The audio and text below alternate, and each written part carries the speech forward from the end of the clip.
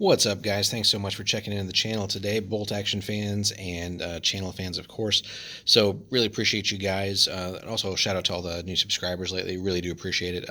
We just actually passed 100 subscribers. Haven't made a video on that yet, but that's coming soon. So we do appreciate all you guys 100% there. So we've been covering some of the Bolt Action campaign books lately, and today that's going to be our focus here. So we're going to take a look at the D-Day book, which came out like a year or so ago. So a little bit before the channel started, but just a really awesome book. And of course, if you're playing like a World War II game of any kind, where there was like, the video games like, oh gosh, Medal of Honor way back, Call of Duty, stuff like that. But of course, on the miniature side too, which is our main focus, playing the landings itself and sort of some of the subsequent battles and stuff like that. Just that's kind of like every wargamer's dream almost, just to have those big battles. So. That being said, obviously it's really awesome that this book came out and will really add a lot of detail to it. And as far as campaign books go, Warlord has quite a few for Bolt Action and other games, but this one was one of the sort of the first ones, along with I think it was the Africa one, the Western Desert one. That's pretty damn chunky. So as you can see here, this is a monster, which is well over 200 pages there, just to kind of take a quick peek. So there is a lot of stuff in this video, guys, and we're definitely not going to be able to cover it all in just one video today. So this is just kind of our first little overview / review of the book, and then we're going to delve into several series for these campaign books. So we got a whole lot of videos for you guys planned, not just for this book, but the other campaign books that we review. But we're going to take a look and have a series on, all the scenarios that these books provide, then sort of a review of all the units for the different factions and special rules and stuff like that. So there's tons and tons and tons of Bolt Action content coming for you guys. Just got to basically get to it. So we're still like essentially a one-man operation. So there's only so many videos we can film at a time, but rest assured, we got a lot coming for you guys. So that being said, campaign D-Day Overlord, right? So let's jump in then. So, and some people have been asking in the comments too, hey, where can I get that book like that? Did Warlord do it? No. So basically, the reason I love getting so many of these books also from Warlord, if it's available, I always go for the soft covers because I get mine spiral bound, just because I hate, trying to flip the book open to a certain page on the game table and then it either like falls together or falls off or something like that, or knocks over other things, and it's just a pain in the ass. So that being said, I always get mine spiral bound. So basically like FedEx, Kinko's, Staples, Office Max, or whatever it's called, like $5 or something like that, and you get this spiral bind on it, which that covers basically all your needs. Depending on how they do it, sometimes they might cut off a little bit of things here and there on a page, but by and large, it doesn't really affect anything. But anyway, let's take a quick peek here. So again, this came out, I think, back in, was it 18? No, 2019 actually. Wow. Feels like forever ago, just because of how long 2020 has been, or seems to be. Anyway, let's take a look at everything you get in here, guys. And again, this is like a 200+ page monster. So a little bit of an overview, basically background, and Warlord's always doing a good job of that. Sort of explaining the different operations and background leading up to Overlord. And then, basically, the greatest invasion in history, the airborne assault, Operation Tonga, which, is probably not on everybody's radar necessarily, but, getting the Pegasus Bridge, assault on the Merville Battery. And again, like I said, this is where like the scenarios start. And again, as we mentioned in some of our other campaign review books, even if you really just don't want to play this, maybe you're playing like Soviets or Japanese or something, you just don't care about the Western Front. Nonetheless, all these campaign books provide you with a ton of scenarios where, just on this page, we're already up to 20. So, look at it this way. If you're tired of playing the same old missions from the core book, it's worth just taking a peek at these campaign books just for actual new missions. You could always adjust the rules and conditions a little bit to your own particular theater or part of the war. So, don't feel like it just has to be that particular army or armies involved. So really, honestly, if you bought like every campaign book out there, you would have literally hundreds of potential missions to choose from, which, that's a hell of a lot of gaming right there. So that'll keep you from getting tired and keep the game from getting stale for you, basically. But anyway, Albany, Boston, Chicago, and Detroit. So U.S. airborne landings, German response, beach landings. So it kind of follows the development of D-Day and the aftermath there. Then we get, Omaha, Duhok, Gold, Juno, etc. Sword, then fighting inland. a little bit on the longest day there. And then basically, so we stop there on missions, I think, for the moment. But then we get, this is another cool thing for these campaign books, new units, new models, new lists basically to test out. So we get some Commonwealth things there, some German units, of course, U.S. units, theater selectors, again, Brit, German, and U.S., Normandy fortifications as well. So again, if you want to get your hobby side some love, ways to work on that. There's plenty of new kits out there for that. Amphibious assault rules, special rules for campaigns, mines, foxholes, trenches, and gun pits, air landing reinforcements. And then special characters as well, which is always cool. A little bit of a bibliography and credit. So basically topping out at 216 pages. So this is a monster, guys, as we said. So anyway, we get the introduction here. And again, lots of new pictures and new stuff. So again, background, and again, we're going to be kind of in our other reviews, we're just kind of slowly flip through as we talk. Again, we're not going to pause too long on any one thing here. This is just a quick overview, but again, so much information in these, and that's maybe if there is a critique about the way Warlord does some of their bolt action stuff, there's just there's always a ton of text, and obviously there kind of has to be, but in some areas it would be nice if the formatting were just a little bit different to sort of just like quickly glance at something and get some of the rules that you need. Sometimes some important things just tend to get buried in places where you basically end up spending a lot of time sometimes looking for things. Not saying that's necessarily the case in this book, but just in general found that to be the case, at least in my opinion, on some of the Warlord things. But anyway, so we start off, with Operation Titanic and just, again, map suggestions, deployment, special rules. So, you certainly can get some use out of, or awesome gameplay out of playing these scenarios a couple times, or linking them together in sort of a campaign as well, following the developments there. And this kind of does walk you through that, of course, in the different whether you're the US or the Brits or the Germans, and again, through the landings themselves and the sort of prelude to that, the landings, and then the aftermath. It just would have been nice to maybe see like a sort of a more campaign-based system too, where I think it was in the Stalingrad book that had that, and certainly you could adapt that, but just would be nice to sort of see, again, what ifs, what if the Germans had a better response on D-Day, maybe what would have happened if you could like push the Allies back and stuff like that. But again, that's something that would just require some extra work on the player's part, but it's certainly doable. Anyway, moving on a little bit. So awesome new artwork. And then there's plenty of terrain out here as well. It's just was either I think Sarissa partners with Warlord a lot, but there's other great companies that make solid terrain as well. But also anything that isn't essentially MDF or plastic, you can certainly start working on those hobby skills, and it's always a good time to revisit for that. So yeah, the Pegasus Bridge scenario, Merville Battery. So again, if you've seen, I'm sure, which pretty much everyone playing this game probably has, but Saving Private Ryan, certainly Band of Brothers and stuff, right? So if you want to start recreating some of these scenarios, and I do believe that's what this one is focusing on there. But yeah, and then I like this stuff too, what if, alternate things like that. So always great to see. Again, airborne landings here.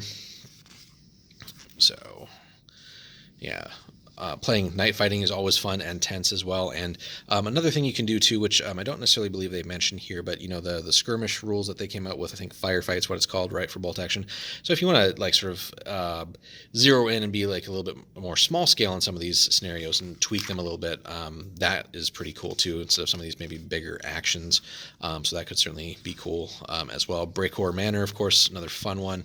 And certainly just the sheer variety and scope of the landings also, again, just it's hobby paradise basically, just for the sheer amount of stuff you can come up with. So some St. Mary-Église here, or Saint Mary-Église, Neuville au Plan. There again, and I love that they've definitely gotten better with like sort of nice color layouts of scenarios as far as like deployment and suggested terrain and all that stuff too. Certainly helps the players with getting that together and making it a little more effective there. Onto the actual beach landings, and again, Warlord does make, or well, not Warlord, but Sarissa through Warlord also has landing craft available, so certainly some fun stuff there. I've actually run several of these types of big games as well, so those can always be a blast if you get your gaming group together. Spend time building like an actual table, put some actual work into it. I mean, certainly, if you don't have a lot of resources available or the time or skill or whatever, hell, some like felt and just a little bit of basic terrain is fun.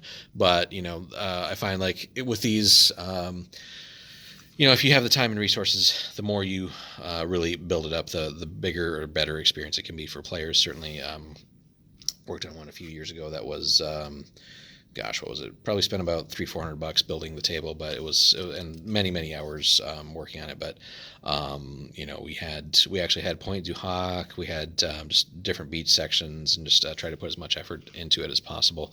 We'll probably work on one down the road. Won't be anytime soon, but that will be sort of a hobby goal as well, just to use that for some video reports for you guys as well. But got so much work to do in the meantime. So Green Beach here, Fox Green Beach. And again, it's nice too to, because this book really does cover everything, but it's not just playing Omaha, right? I mean, that one gets sort of overdone as far as, like representation in whether it's movies or video games or whatever. So it's just nice to be able to play some of the other things and sort of get people out of their sort of routine as far as what they expect D-Day is or could be. So there's so much extra stuff in here as well. And that makes it fun for all sides involved. Whether you're playing U.S., Brits, or Americans. Point du Hoc here, guys, as we continue talking. So lots and lots of good stuff here. Gold Beach as well. Juneau. And, each of these different sectors of the landings certainly is worthy of like multiple games and multiple playthroughs and ways to practice that. So again, different things and not just always, again, Omaha as well. So, and again, showing off some of the newer things that became available once this was released. Red Beach. So, yes, Special Service Brigade. I'm going to butcher that name. Westerham. Then sort of some of the fighting as they pushed inland. Nice Martyr 3 there. Again, Pegasus Bridge. Legacy Wood. That's a really interesting one. That definitely should be fun to try out. So if you want to play a map that's basically almost entirely forest, that could be pretty cool. Lafayette Bridge, again, not just always Pegasus Bridge either. So there's so much more to do than just what you may know about D-Day. So then we get into one of my favorite parts of these campaign books is basically new units. So the Brits get, looks like Forward Naval Observer. What else we get? Airborne Pathfinders, Royal Engineer, Airborne, Beach Assault Section, Commando RMC subsections, Parachute Breaching Section, Parachute Diversion Section, Fire Support Group, Recon Party, Special Assault Section. And the nice thing is in a lot of cases these don't necessarily require brand new model purchases for you, so you can just sort of reorganize some of the stuff you have. Parachute Taping Party, Pioneer Section, Royal Engineer Demo Team, SAS Deception Team, Parachute Engineers, some vehicles, a DD Sherman, the Crab Flail Sherman, which is just bonkers. If you don't know what that is, look it up. Sherman Dozer Blade, and then the Churchill AVRE, which is redonkulous. Basically, is just giant petard mortar. Just wrecks everything that it hits, basically. And then we get into the German units, of course. So we get Fusilier squads, Green Grenadier squads, Russian Liberation Army fanatics. Like I said, you get so much cool stuff here. Looks like that is, was it the Tobruk machine gun team? Was that the 47 Pack 181, KWK 38 and 39? Again, stuff actually on the beach wasn't always like frontline units either, so it's good to see some of this other stuff. Pack 97, 38, all these funky converted vehicles and stuff as well. So as we kind of go through there, this thing's cool. The Hotchkiss, the Renault FT, almost said Jet for some reason. I wasn't looking at it properly. The Panzer 35R, Samoa, which of course captured French stuff, awesome. Lorraine Schleppers, the Panzerjäger 35R is cool too. The SF-39H assault gun. The half track, again, Samua, all this other stuff. This guy here, the P107. Then onto the new U.S. units, so Airborne Engineers, Pathfinders, Beach Assault Squad, Demo Team, Engineer Squad, Forward Naval Observers, Paratrooper Squad, Armored Cars, so the Recon Jeep is cool. Again, DD Sherman's Mortar Jeep 2, and then a Sherman Dozer. Could have sworn, though, that the U.S. also made use of the crab flail, but I might be mistaken. So, super history nerd, history buffs, let me know in the comments, though, if the U.S. did have the crab flails. Could have sworn we did. Anyway, but then we get the theater selectors, right? So we get all these different reinforced platoons, and just lets us custom tailor things to the many scenarios that we already saw, which is great. So we're going to go a little bit faster here, but again, basically all those different scenarios that we covered, we get forces to really represent those properly and what was actually there at the time. So good stuff there. I like the Martyr 1 here too. Yeah, we basically get through that, the U.S. selectors as well. Fortifications too, which obviously is going to be a big part too. So again, lets you work on the hobby side a little bit more. So, and again, when I built some of the tables I built for this, and some in different scales too, but just, I feel like if you can, like, the more time and effort you spend building up the table and some of the other scenarios, not just the beach landings itself, but like those can just really like add to the experience and make it really memorable for you and your players, you and your gaming groups as well. So it's worth, in my opinion, if you can spend the extra time and money to just really go to that next level for that. But yeah, we get more stuff here on the bunker side, basically for terrain and points. Water rules here, so deep and shallow water, beach rules as well, artillery support basically on both sides there, landing craft things as well, different actually campaign special rules here too, so it's got a little bit of that, but again, I kind of like that sort of back and forth the way the Stalingrad one can develop. But again, you can obviously tweak that a little bit. A whole lot on minefields as well, so again, worth investing. Just making some terrain that could have minefields as well. Little sort of dug-ins, foxholes, and stuff like that. Again, you can basically make your own, or there are some terrain manufacturers out there. One of the cool things also for the Brits is just getting the Tetrarchs. Those little guys are fun as well. So it's nice taking these little dinky little tanks up against some of the big cats, and if you're good, you can maybe take one out, stuff like that. Gliders, of course, so again, another great opportunity to pick up models for that. I think, Warlord, again, via Sarissa makes a lot of good stuff there, so just to have that available. And then on to the special characters, so, John Howard, Lord Lovat, or I guess Sir Simon Fraser on the Brits there. Major Philip Kiefer, what was that, Captain Colin Maud, Sergeant Patrick McGeever, really cool with the little doggy there. Lieutenant Colonel Terence Otway. Then on the German side, so we get Friedrich von der Heide. What we got here? Oberst Hans von Luck. We got U.S. characters now. Interesting that we don't really get a couple more for the Germans there, but they're, I think, represented in some of the other books. What we got for the U.S. here? So Brigadier General Norman Dutch Coda, Ron Spears, Harrison Summers, Turner Brashears Turnbull III. Well, that's a hell of a name. So definitely going to read up on that just to find out more about that guy. And then, of course, Richard Winters. So again, if you've seen Band of Brothers, you know what we're talking about here. If you're not, you need to go watch Band of Brothers, but then also look him up. So very great person and soldier with a great backstory as well, and great accomplishments. Anyway, also the bibliography at the end real quick, if you want to get that extra reading in and do some more research, definitely listed in here. Of course, any number of great documentaries and stuff that you can also find on the interwebs, not necessarily listed there, but web articles here as well. and then just wrapping up with basically the credits again, and thanks to the playtesters and all that stuff. So again, clocking in at 216 pages, guys. So this thing, like I said, is a monster. Well worth getting.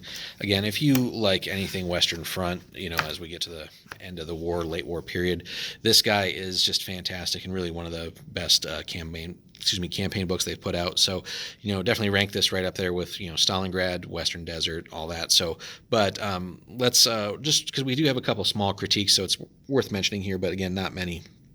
So I think the biggest issue with some of the campaign books is that they just aren't accompanied by enough new models. Like, I feel like there's always a good chance there to add more stuff. So like we mentioned with Western Desert, yeah, we got plastic 8th Army and Africa Corps, and then some extra things there in metal and all that stuff, which is fine. Of course, it's not a debate about plastic, metal, or resin or anything like that, but just give me more models as a player to also further invest me in the campaign.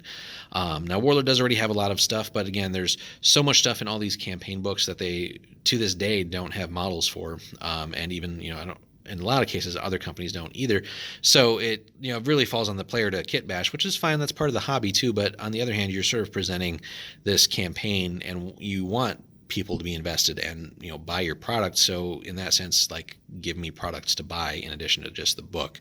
Now we get a few random ones here and there, but again, it feels like in some cases they're just choosing some of the I don't know how to say it, like less important things to release, but again, that's a little bit subjective. So, but just overall, there's just the things that could probably use a kit, or if it's a question of like it's a variant of an existing chassis or something like that, well, that could be a time to revisit, either as like an add-on for an existing kit, or if it's like resin metal or something still, or maybe it's time to think about it in plastic. But again, that ties into Italieri, since they make most of their, if not all their plastic kits for this. So there are a lot of moving pieces, but again, I just feel like I would want this to be more supported with like sort of at least a month or two's worth of miniature releases to sort of keep the hype going from that initial campaign, but also give people more stuff to buy when that comes out, because for the most part, infantry wise and just general common vehicle wise, most people are going to have that already in their collections. But on the other hand, it's fun, especially with this, to pick up some of these weirder things that maybe only saw use at this time. So like the DD Shermans, right?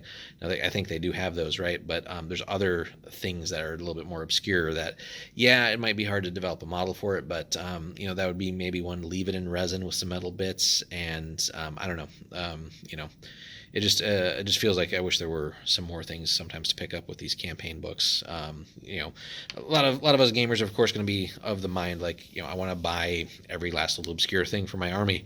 And I feel like those are the type of players maybe that are being left out a little bit with some of these things that are basically just left to conversions, which sure, that forces people to buy stuff, but it would be nice if there was, like, I guess, more official support, and like I said, just things that sort of keep the game going for players. I feel like a lot of times it's just like the book with a lot of hype, but then because there's nothing else there or nothing else on the horizon to keep that campaign going for long, it's just kind of quickly fades away again. So certainly, like, leading up to the buildup of the actual anniversary of D-Day, it would have been nice to just see like a month or so's worth of miniatures and more stuff. And anytime we get an anniversary of D-Day, just would be nice to see even more things come out over subsequent years. So again, like with Africa Corps, we certainly got, again, a good start to the British 8th Army and the Africa Corps, of course, as far as new things. But even then, there's still a fair bit of stuff that to this day does not have miniatures. And I think I mentioned that in the Italian book review as well, or not the Italian, but the campaign book review of Western Desert. Italian stuff forces are in the book, but they didn't get a whiff of a model release at the time, if I'm not mistaken. And only this year we got the plastic Semovente / light tank, essentially, that they had. So it's just little things like that could have a bigger impact and get more people invested in all sides of it if things were timed a little bit better. But anyway, that's just our 2 cents. Overall, like I said, this is just fantastic. These are just minor gripes and just really more things that just could be improved just to add to the experience. There's really no negative to the book in that sense, but just things that I feel like are missing when they do some of these books. But other than that, let me know what you guys think in the comments. Have you, how much have you done playing D-Day? Have you just played sort of the beach landing? Have you bothered trying to do some of the other things, some of the more maybe obscure things that don't get that attention? But those are, I think, one of the things that are so great about these books is that they bring these things out so you can play them, and maybe something that you wouldn't have thought of playing before becomes your new favorite scenario, stuff like that. So, but anyway, hit us up in the comments, guys. Thanks so much for checking us out. Leave us a like and a subscribe if you haven't already. Thanks so much for stopping by. Hope you have a good one.